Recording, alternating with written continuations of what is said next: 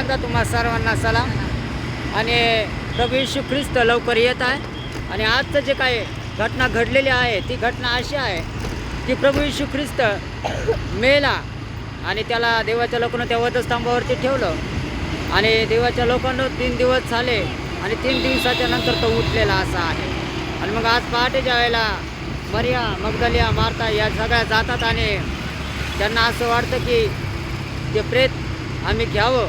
परंतु देवदूत त्या ठिकाणी येतात आणि देवदूत म्हणतात तुम्ही मेलेल्यांचा शोध या ठिकाणी का करत आहात, कारण तो मेला नाही तर तो जिवंत असा आहे आणि तो तुमच्या आणि माझ्या पापासाठी मेलेला आहे. आणि संदेश एकच आहे, या सॉलेजीतच नाही या सलाम सर्वांना प्रभू येशूच्या नावात सलाम.